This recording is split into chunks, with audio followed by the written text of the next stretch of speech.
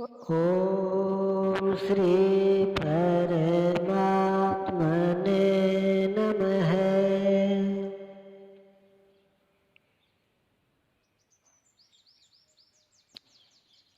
द्वितीय अध्याय श्लोक 23 से 24। नैनं छिन्दन्ते शस्त्राणि नैनं दहते पावकः न चैनं क्लेदयन्त्यापो न शोषयति मारुतः। अर्जुन, इस आत्मा को शस्त्रादि नहीं काटते, अग्नि इसे जला नहीं सकती, जल इसे गीला नहीं कर सकता और न वायु इसे सुखा ही सकता है। अच्छेद्यो यमदायोऽयम्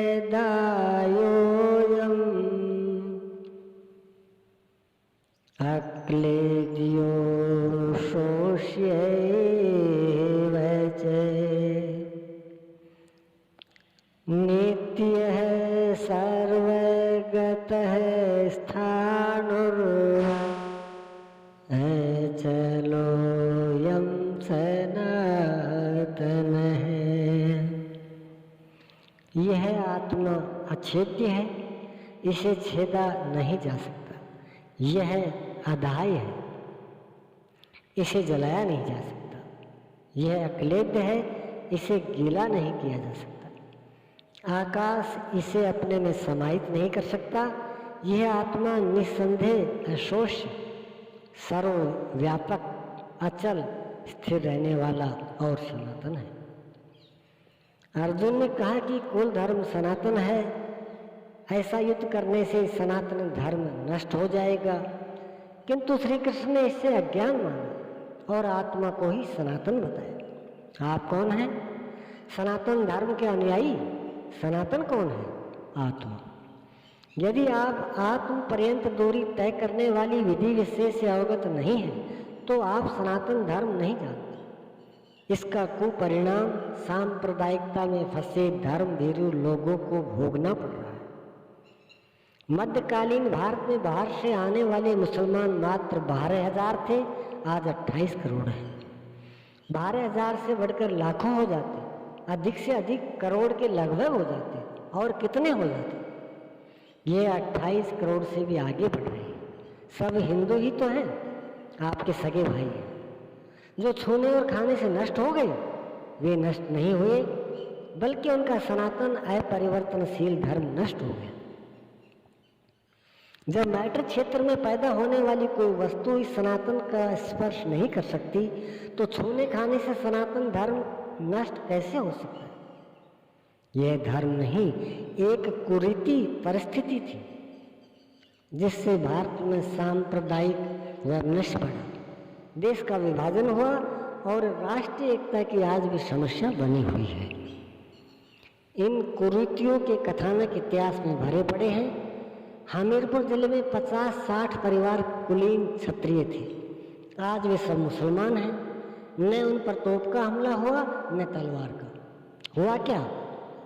अर्धरात्रि में एक मौलवी उस गांव के एकमात्र कुएं के समीप छिप गए कि कर्मकांडी ब्राह्मण सबसे पहले यहाँ स्नान करने आएगा। जहाँ वे आए तो उन्हें पकड़ लिया, उनका मुंह बंद कर दिया। उनके सामने उन्होंने कुएं से पानी निकाला, मुंह लगाकर पिया और बचा हुआ पानी कुएं में डाल दिया। रोटी का एक टुकड़ा भी डाल दिया। पंडित जी देखते ही रह गए, बेबस थे। तत्पश्चात पंडित जी को भी साथ लेकर वे चले गए, अपने घर में उन्हें बंद कर दिया। दूसरे दिन उन्होंने हाथ जोड़कर पंडित जी से भोजन के लिए निवेदन किया तो वे बिगड़ पड़े। अरे तुम यवन हो, मैं ब्राह्मण, भला कैसे खा सकता हूँ? उन्होंने कहा, महाराज हमें आप जैसे विचारवान लोगों की बड़ी आवश्यकता है, क्षमा करें। पंडित जी को छोड़ दिया गया। पंडित जी अपने गांव आए देखा लोग कुएं का प्रयोग पूर्ववत कर रहे थे। वे अनशन करने लगे। लोगों ने कारण पूछा तो बोले, यवन इस कुएं की जगत पर चढ़ गए थे। मेरे सामने उन्होंने इस कुएं को झूठा किया और इसमें रोटी का टुकड़ा भी डाल दिया। गांव के लोग स्तब्ध रह गए। पूछा, अब क्या होगा? पंडित जी ने बताया, अब क्या, धर्म तो नष्ट हो गया। उस समय लोग शिक्षित नहीं थे। स्त्रियों और शूद्रों से पढ़ने का अधिकार न जाने कब से छीन लिया गया था। वैश्य धनोपार्जन ही अपना धर्म मान बैठे थे। क्षत्रिय चारणों के प्रशस्ति गायन में खोए थे कि अन्नदाता की तलवार चमकी तो बिजली कौंधने लगी, दिल्ली का तख्त डगमगाने लगा। सम्मान वैसे ही प्राप्त है तो पढ़े क्यों? धर्म से उन्हें क्या लेना देना? धर्म तो केवल ब्राह्मणों की वस्तु बनकर रह गया था। वे ही धर्म सूत्रों के रचयिता थे, वे ही उसके व्याख्याकार और वही उसके झूठ सच के निर्णायक थे। जबकि प्राचीन काल में स्त्रियों, शूद्रों, वैश्यों, क्षत्रियों और ब्राह्मणों को सबको वेद पढ़ने का अधिकार था। प्रत्येक वर्ग के ऋषियों ने वैदिक मंत्रों की रचना की है, शास्त्रार्थ निर्णय में भाग लिया है।